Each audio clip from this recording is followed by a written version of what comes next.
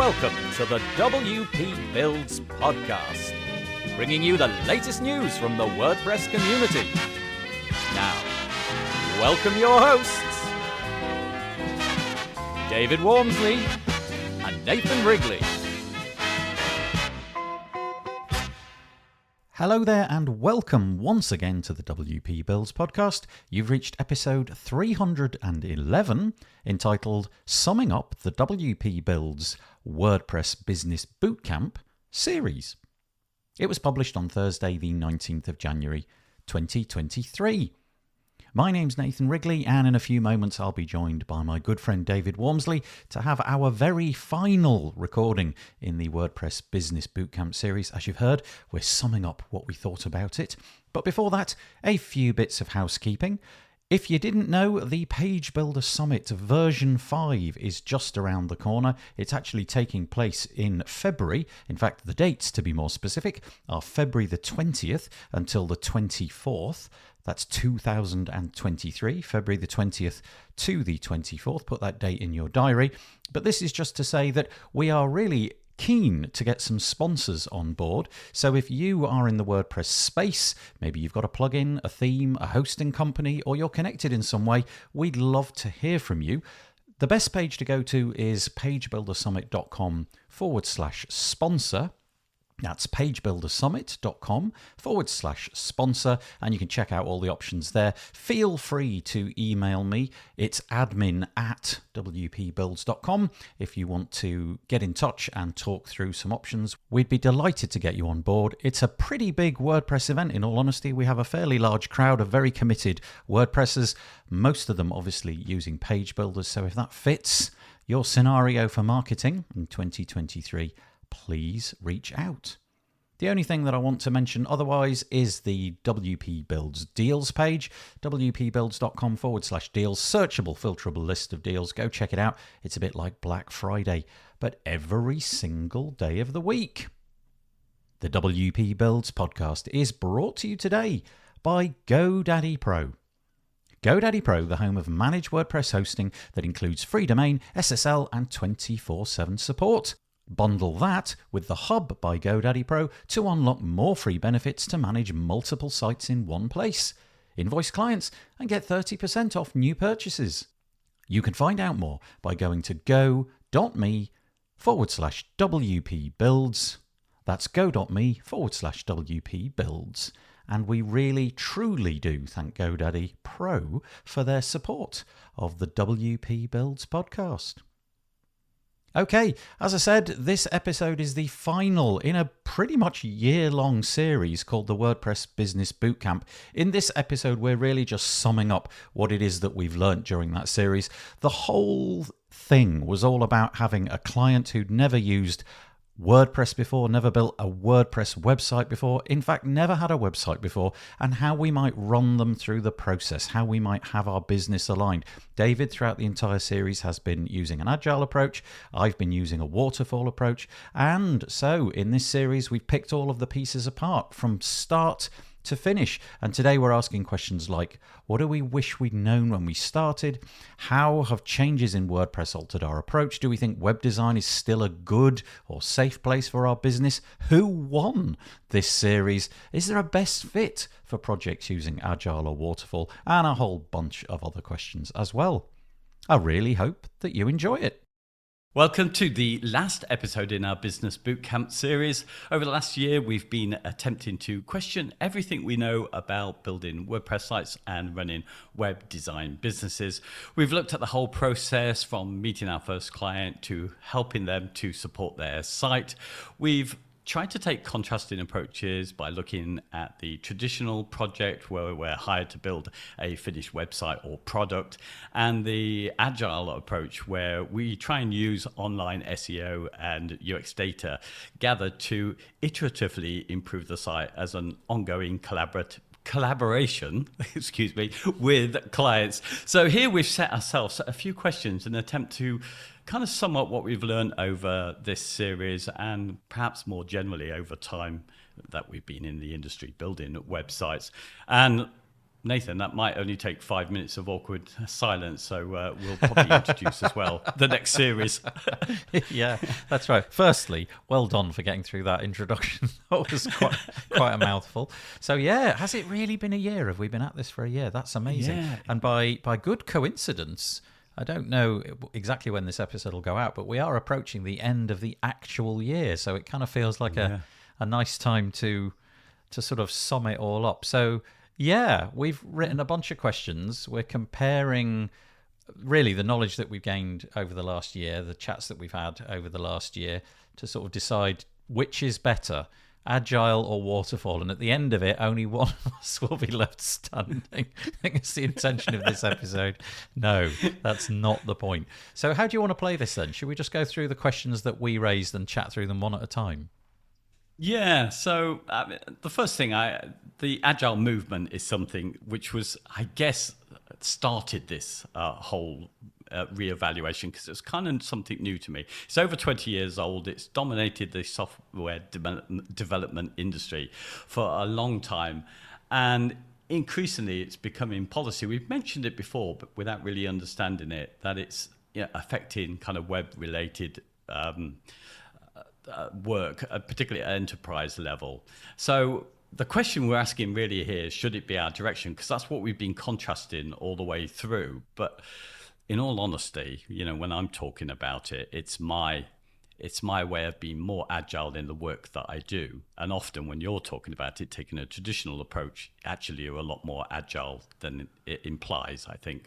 I think it's a bit of a spectrum, isn't it, this? In that I think both of us, if we were both to compare our work practices, if you like, I'm pretty certain that you have definitely thrown yourself into the agile approach, talking to the client, iterating on things, going back with data, all of that. I'm pretty sure that you will be further along that spectrum. But equally, I'm sure there's little bits in my practice that would be creeping in that are agile, whether or not that's just feeding back halfway through something which I'm not sure about. Just sort of to get the client's interpretation of whether I'm going in the right direction. I'm sure that there's a bit of that. I would imagine that for people like you and I, who are basically just solo freelancers, you've got to have a bit of both. You've got to throw a little bit of both together.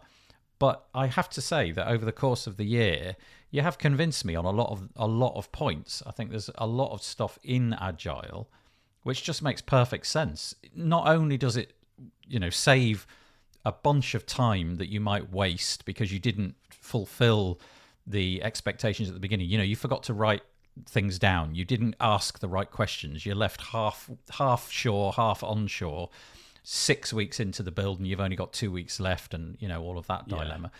So, but also I think that your system really does generate far more work security. In other words, your clients, hopefully at the end of the process, well, there isn't an end to the process. With mine, there definitely is. Day 55 arrives, we hand it over, and more or less we're closing the door on that. We've then got to restart the whole thing, try and persuade them to do other things like care plans and so on. Whereas your approach is much more kind of like a revolving door. They've gone out the door, but they're immediately coming back in again because you've got things you want to tell them. They've got an expectation that they can change things with you. They haven't shelled out a ton of money. They've just been shelling out little bits of money along the road. So I do think not only is it saving a bit of time, I do think it's generating more security for you because your clients hopefully will stay your clients for longer. Yeah. I think it's a difficult thing to kind of sum up these two different approaches, because for some, they'll think of agile project management, something which is often enforced in some companies, and they don't really get why they're doing it. And it's its whole procedure. We have this sort of scrum teamwork and stuff. I'm skipping all of that. I'm just getting back to the basics of why it became a movement over 20 years ago in software development, because it picked up on the fact that, well, actually, when you start these projects that have a deadline, nobody really knows what they need at the beginning. You can never nail it down. So there's always friction built into that. So it's the idea of, well, let's just do it bit at a time and work out, because things are going to change. And I think when it comes to web development, and it's true, of course, in software development, there's a key thing about our medium, which is that it's the only one really that gives you some live data about how you're doing, and you should be responding to that. So all I've tried to do is to do my traditional approach, but build that conversation about how the web is and what we could use in it from the very beginning. So we think in that way. We won't invest too much in the first place. We'll see how we go. And that's pretty much it for me. I guess there are going to be scenarios where, okay, let me start that again. There are some properties on the web which by definition will never terminate. You know, the minute they were set up, the intention is that they're going to be there for decades, probably, maybe even, goodness knows, I mean, possibly even hundreds of years. So I'm thinking in terms of things like government websites, you know, things where I have to pay my tax on my car, or I have to, you know, access health services or whatever. The intention is that that's never going away. And as soon as it's gone online and people start using it and they get familiar with using it, it's always going to be there forevermore. And the idea that that can stay static is nonsense. You know, all the users are not going to be accessing it the same way 10 years from now. You know, at the minute, we're all using mobile phones, we're on desktops. Who knows what new technology will come along, what interface we're going to have. And so that's really important. But thinking about like I don't know, a few weeks ago, I went to a village fete nearby. They had a website. It was actually pretty good. I don't know who did it, but it was a good website. But it was a moment in time. They've got this one-off event. It's going to happen, then it'll be over. I don't even know if it happens on a regular basis, but it happened. There would be almost no point, in a way, in doing that in an agile way, because it was so constrained in what it wanted to do. It basically wanted to put some pictures up there, have a telephone number in case you wanted to contact the organisers so that you could help volunteer and all of that kind of stuff. And that was it. It was just a moment in time. And so for that, I'd be really surprised if they had some sort of iterative agile approach. They don't need Google Analytics data. They don't need any of that. They just need something up, running quickly so that people who want to be involved in that event are aware. But I do think you're right. This is not going away, and there's a ton of properties out there on the internet that absolutely need to be explored, investigated on a day-by-day basis. And for that, Agile just makes the most sense. I do wonder, and I don't know if we ever even discussed it, because you talked about where Agile came from, you know, like 20 years ago. I wonder who had the first idea. I wonder who did it the first time. I wonder who was the first mover who sort of said, yeah, I'm going to take my business in this direction. And I wonder if they're still in business. Well, there is a long story, because I'm really Agile was named when 17 developers got together after talking about their shared frustration with traditional projects and how they were failing. But they're all coming in from different angles, these people, and they'd all written books or something. So they all had slight variations on it. But basically, they came up with a manifesto which summarized what their kind of key values were for this movement. So it's basically, since the web's been there. It's been an issue that people have spotted building for the web. It's ultimately a changing thing where we have this extra data. And it's just so interesting because we come from generally our business is built around the tradition of design, graphic design. So our model's going to better reflect what you would have done if you made business cards for somebody or made them a poster or something. And that's carried on because for many people, and you just answered one of the questions you added in there. Is there a best fit for either Agile or Waterfall? And I think you've just given a good best fit.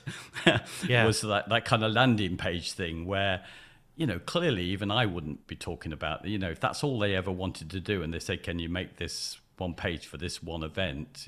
You know, it's pointless me talking about the things I want to talk about.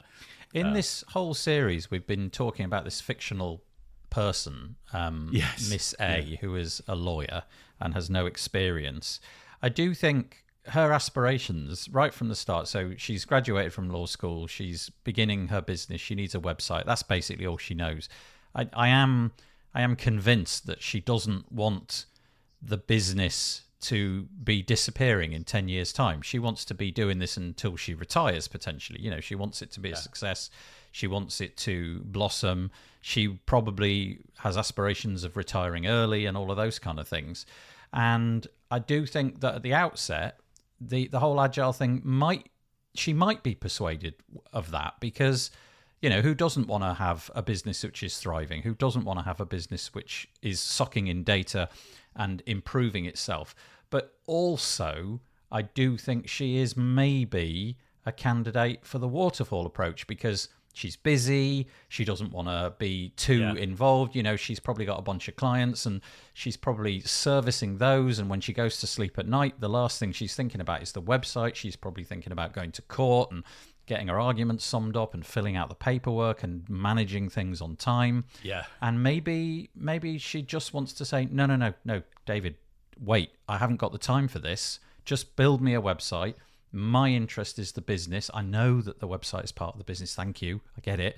But I just want to pay you some money and be done with it. And we'll come back in a couple of years' time, because that's the approach that I'm familiar with. So I think she could easily be persuaded, but I think you'd have to line up all your arguments very, very cleverly to get through to her, because I'm not sure she's the perfect candidate for this.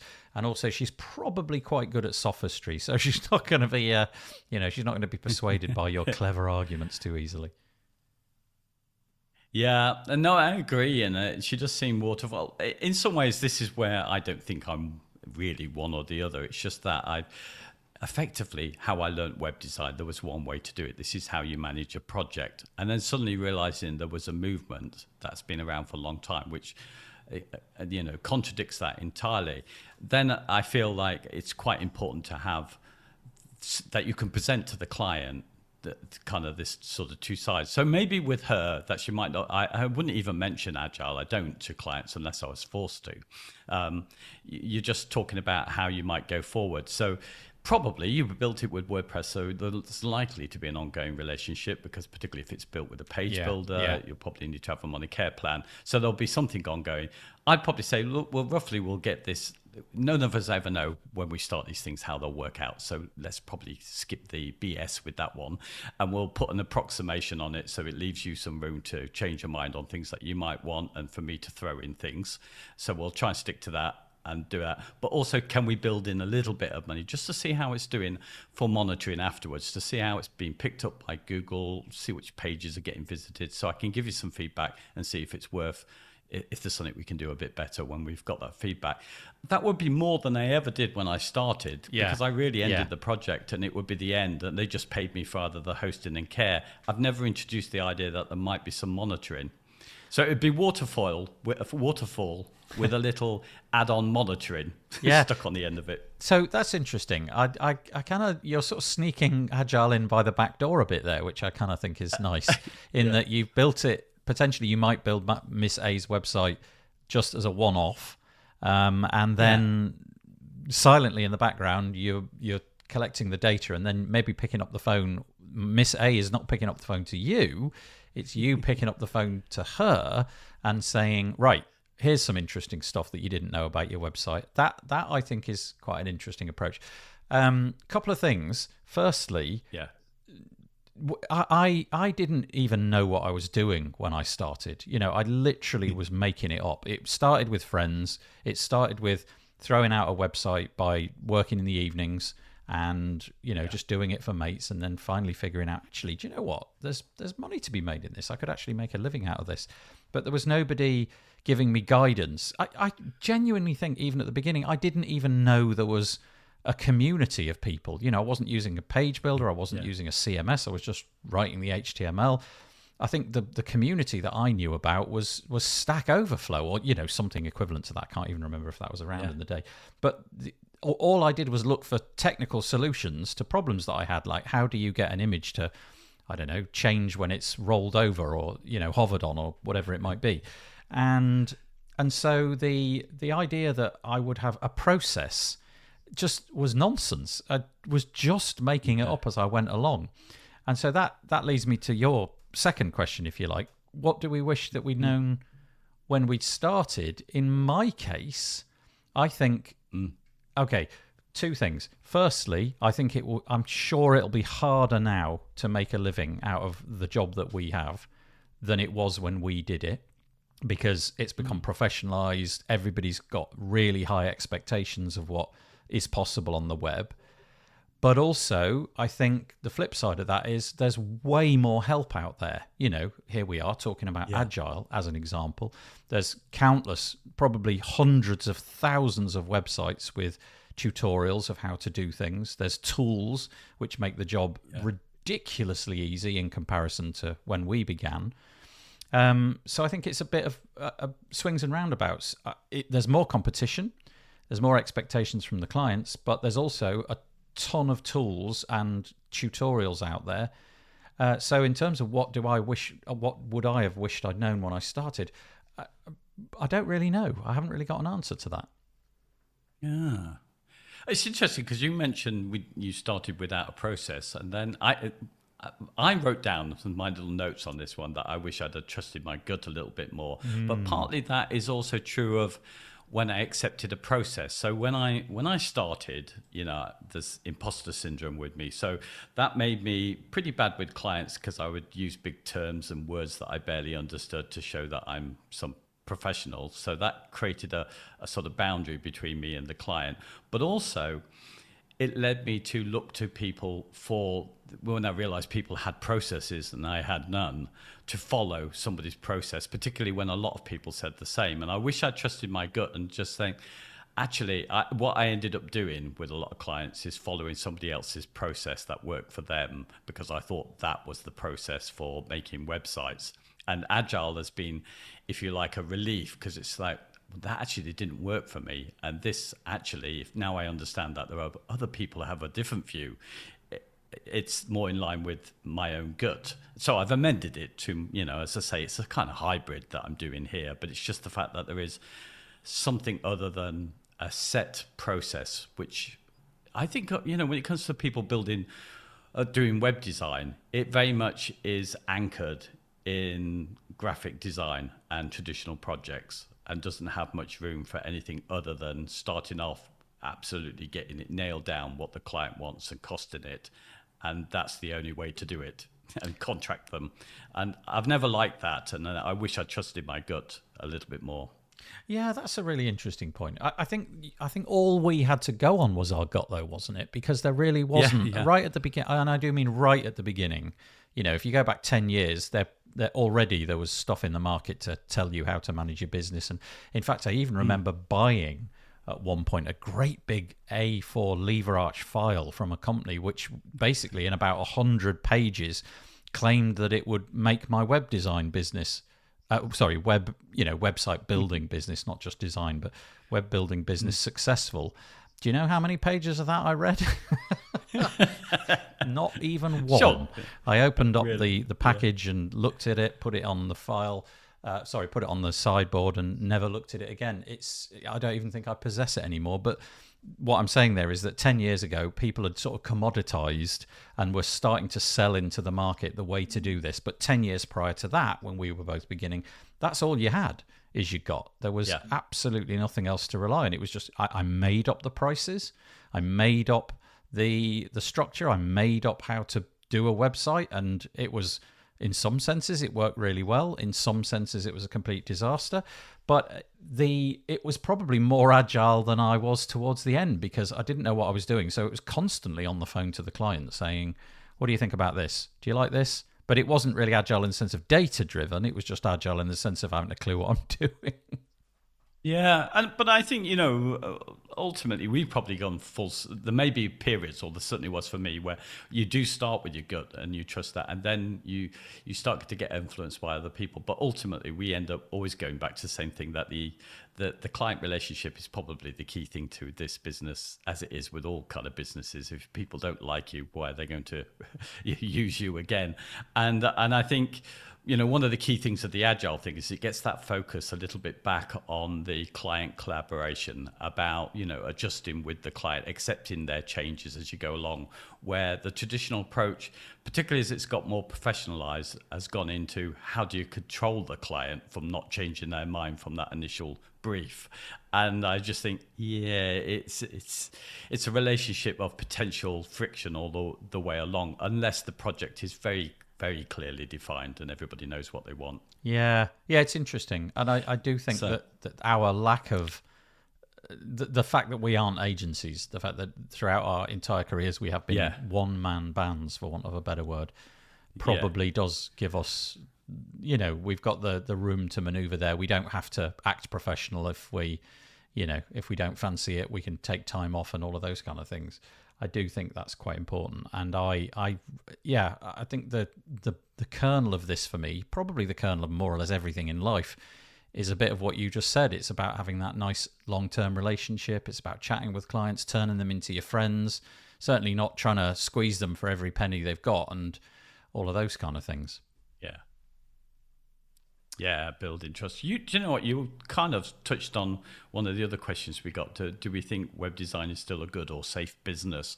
And in a way, you just mentioned a bit earlier about the fact that you thought it was more difficult now. Do you know what? Okay, let's ask the question in this way.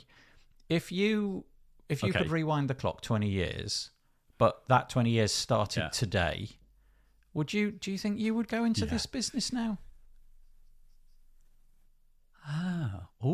That is a good one. Because you kind of, I slipped in it because I think most of us do, because the web was exciting. We wanted to do stuff with it. We wanted to get on board with it and experiment ourselves. And then we thought, it's quite useful for me. It might be useful to others. And you end up wandering into it. But also, it was easy. It was easy back then, wasn't it? There was very little knowledge to learn. And I do wonder now if the impediment, the requirements, obviously with WordPress, that strips away a load of the problems. But I do wonder if the requirements to be a successful web developer, I wonder if, you've got to go through quite a lot of stuff prior to being able to launch a business. I don't know. Look at tools like page builders, things like Elementor, which has probably turned hundreds, if not thousands of people from complete novices into, in inverted commas, web developers overnight. I don't know. Maybe it's easier now. Maybe I'm not sure. It feels like everyone's a web designer now. It feels like they, in the same way that we did, it felt easy at the time. But now with page builders, in fact, it's very well marketed as being very easy, and a lot of people now will turn web developer, I think, without knowing the stuff that we needed to know, and will be up and running. And I think they might have more difficulties along the line, which they can't detect. I think we were lucky in some ways because we had to learn at least some basics of the web, something about HTML and CSS to begin with, where now you could start your business without knowing any of that, and it may trip you up down the line. Because you do become dependent on a tool that gives you that. What was kind of interesting to me? Oh, sorry, I interrupted. Sorry. No. So I finished really. Okay. What was interesting to me, looking back on all of this a little bit, is that not only did I really not know what I was doing, but also the clients didn't know what they were doing. In other words, they would come to me and really they would just say, I want a website. And they didn't even know what that meant. They had no conception of how much money it would cost and how much time it would take and what their responsibilities were in terms of getting things to me. So that was kind of a nice period, really. It was almost, halcyon days because we could model our way through it together. I would say, it'll probably take me a couple of weeks, and then it would take me 5 weeks, and they were, probably okay with that because they didn't know. And I would phone up and say, can you send me some images? And they'd be like, yeah, okay, yeah, I'll go out and take some photos and things like that. It was very much a cottage industry back then. So the expectations from the clients was far less, which was nice.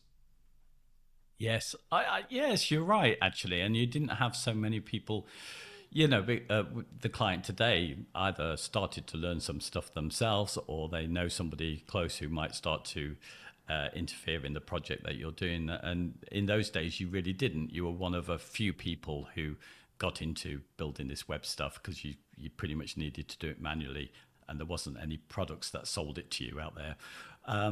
But you know what? I think there is an opportunity again. I'm almost feeling like perhaps the drag and drop, easy to use page builder. We'll talk about this perhaps in our next series, but the golden era of that might be over soon. I think where people just might, look for people who can build the thing from the ground up a little bit again. I think because there's a lot of people doing it themselves now, so they think they can web design, but they are tripping up because they've got maintenance that goes with it, and they don't know how to do some very simple thing. When tools do everything for you and you don't know the basics, you are limited in what you can do. It's what the tool can do, not what you can do. So I think for me, I'm very optimistic about kind of building websites as a good business. I think it's a little bit under threat by page builders, but I think that will go the other way eventually.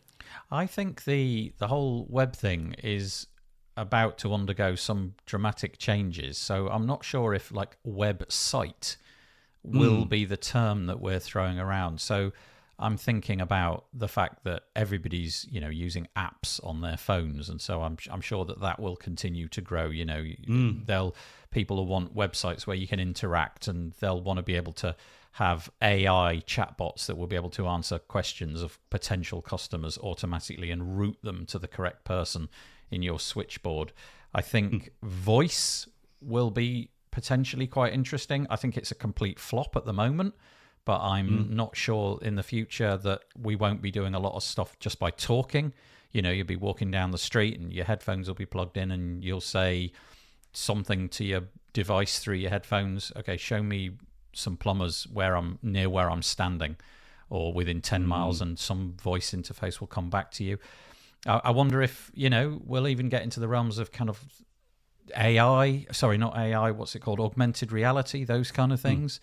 So I'm not sure that the website will be the mainstay of the internet in the future. I don't mean to stare into a crystal ball, because obviously I, much like everybody else, have absolutely no idea where that's going to go. But for 20 years, it has been websites. Nothing as yet has supplanted it. But I do feel with especially AI and the way that is just dramatically upsetting all sorts of things, I do think learning those kind of skills could be really important in the future. I think so. And I think it's true of all of us. We, really, there's very few of us who just build a site, or designer gives us it and then we just build it on the tools that we are, and that's the end of the job. Everybody gets involved in some form of ongoing business stuff, which is the agile stuff in a way. We all learn a little bit about SEO. We all learn a little bit about what you can monitor. We all learn about, we were talking about funnels and things like this, all these various tools. So I think there is room for someone who is a designer who can help businesses through a multitude of things, be that safe center to help guide people through all of what might change, including all of the things that you're talking about, which inevitably we will start to learn as well, because we're just into this stuff. So I think there's always a need for people like us who are kind of intrigued where the web is going and understand a little bit about how it technically works. Yeah, I guess the mantra is, so long as you know like 10% more or 50% more than the person you're speaking to, you're probably on solid ground. But yeah, I do think the idea of a website will be, give it 50 years. I wonder what the internet will look like, and yeah, I've no idea, but it certainly will be fascinating. So but it does seem that, go on. But on the other side of that, we were talking about Jamstack and how that's kind of moved, about this idea of static content going out. HTML has become the kind of key thing now. It's almost like a little bit like we've gone back to the basics in a lot of stuff in web development. Jamstack is very much based on that, getting back to static HTML being sent out, and functionality comes in separately. So there's almost a return to where I began, I feel, with that movement. Yeah.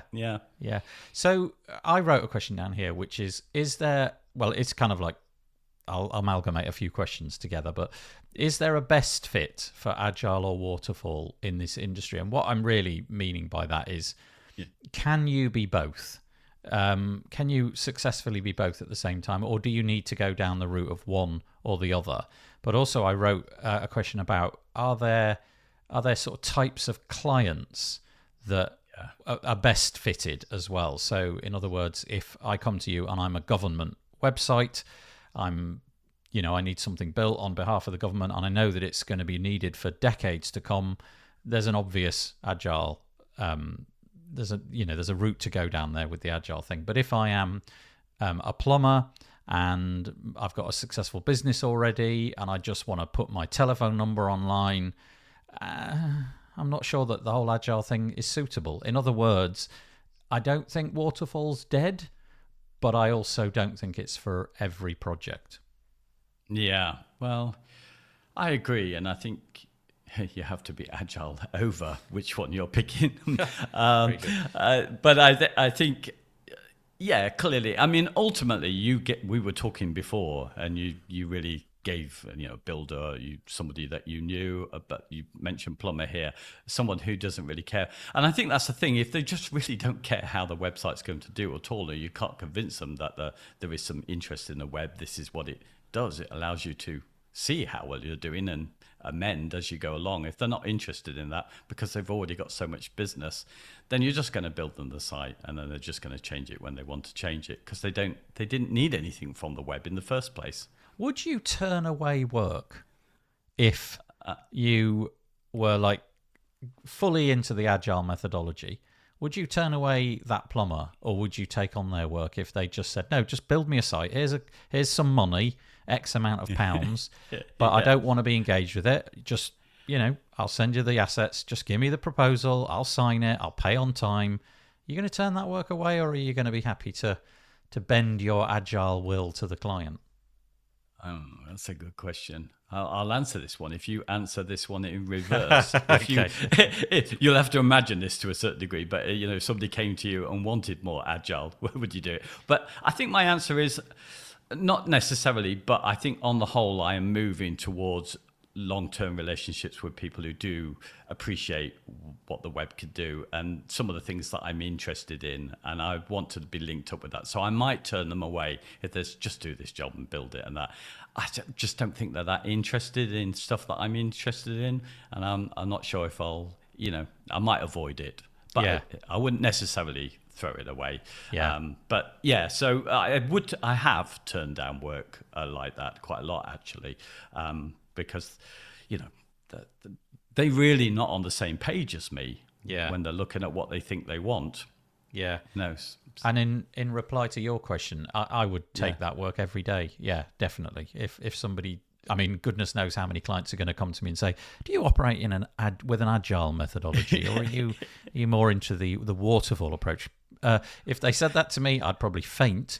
And then I would say, yeah, okay, if you want to do it in an agile way, that's fine by me. I'll go away and figure out the pricing. And I'd probably listen back to this podcast series to figure out what I would do then. So yes, I'd happily take that work. There's been so many aspects of what you've discussed over the last year that I've thought, well, that just makes loads of sense. I can't claim to have done it your way particularly.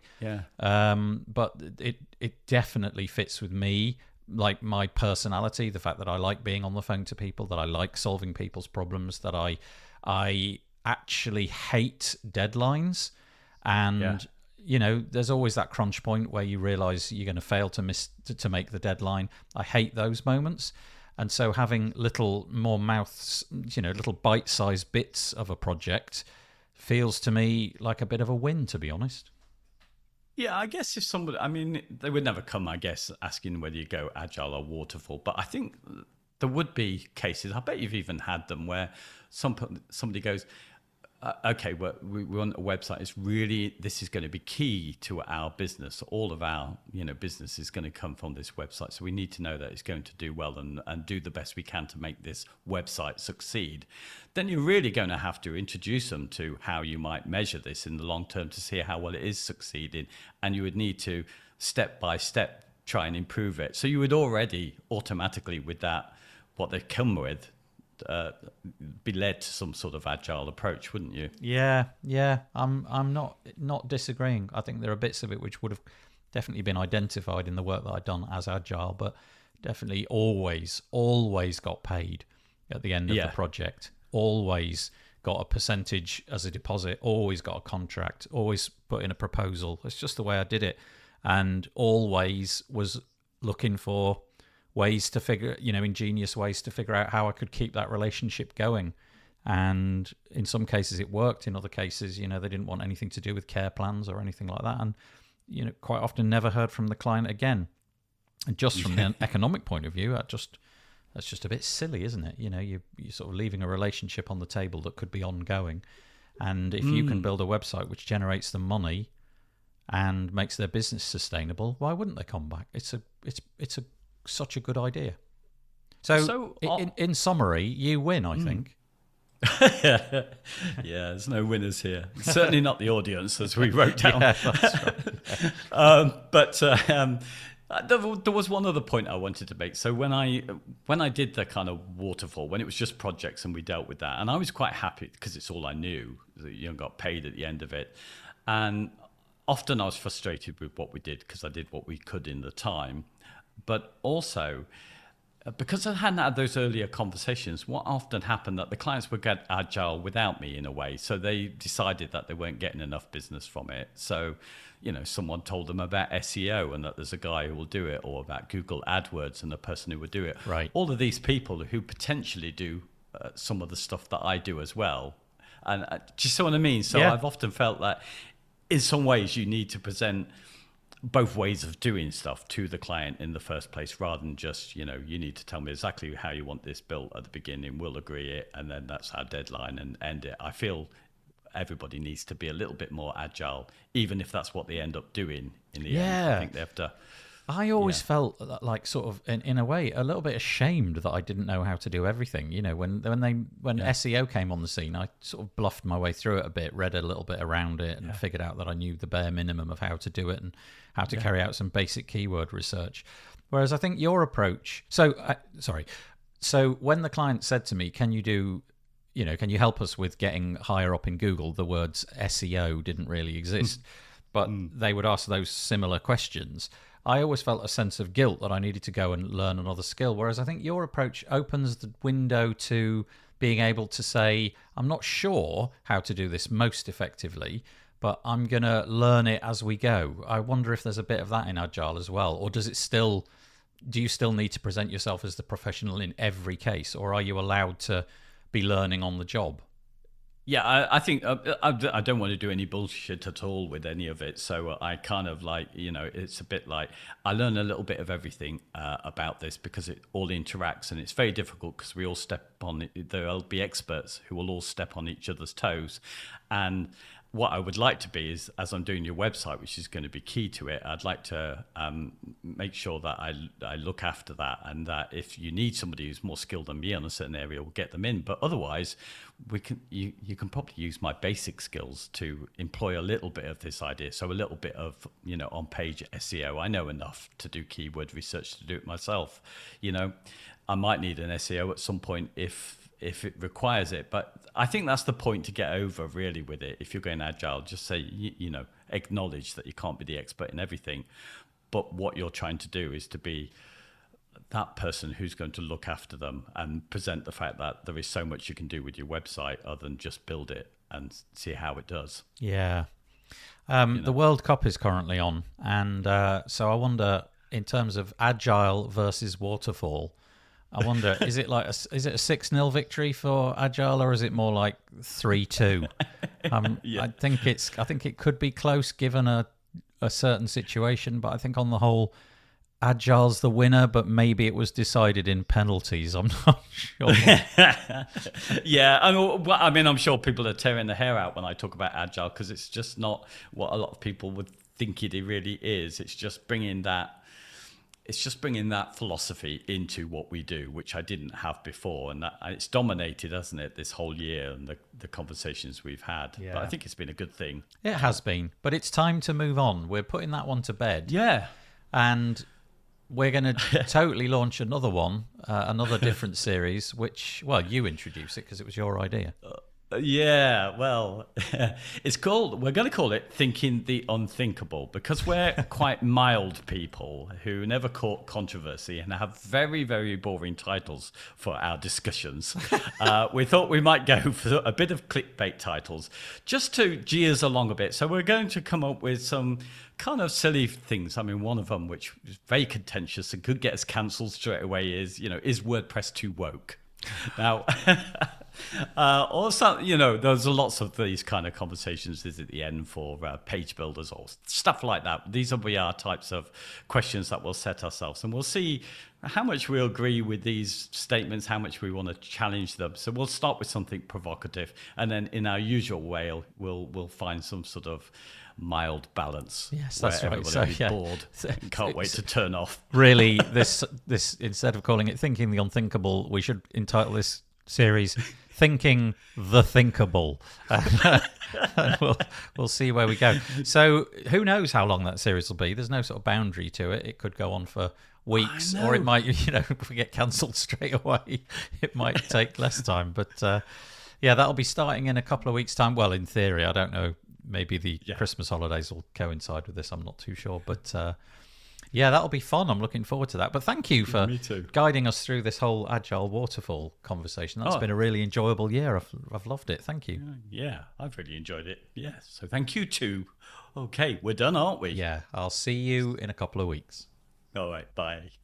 Well, I certainly hope that you enjoyed that. Always a pleasure chatting to my good friend David Wormsley, and it is with a tear in my eye that we say goodbye to the WordPress Business Bootcamp series. It's been with us for pretty much all of 2022, a whole year-long series. I really hope that you've enjoyed it and you've got things out of it. We've had lots of commentary along the way to show that many people did. If you've got any comments that you'd like to make about this episode, head over to wpbuilds.com, search for episode number 311 and leave us your comment there. Alternatively, join our Facebook group, wpbuilds.com/Facebook, and you could find the thread in there as well. The WP Builds podcast is brought to you today by GoDaddy Pro. GoDaddy Pro, the home of managed WordPress hosting that includes free domain, SSL, and 24/7 support. Bundle that with The Hub by GoDaddy Pro to unlock more free benefits to manage multiple sites in one place, invoice clients, and get 30% off new purchases. You can find out more by going to go.me/WP Builds. And once again, thank you so much to GoDaddy Pro for their ongoing support of the WP Builds podcast. Okay, just a reminder, Page Builder Summit is coming up. It's happening in February 20th to the 24th. If you're interested in sponsoring the event, reach out to me. You can find a contact form on WP Builds. Alternatively, you can go to pagebuildersummit.com/sponsor and you can find all of the details there. Okay, that's it. We'll be back next week. A chat with David Wormsley this week means that it will be an interview next week, and it's probably going to be episode 2, part 2 of my chat with Zach Swinehart, and I hope that you're going to enjoy that. Don't forget to join us on Monday, every Monday, wpbuilds.com/live for our This Week in WordPress show. Come and drop us some comments. We always like that. But as always, I'm going to fade in some cheesy music to round off this episode and say, stay safe. Bye-bye for now.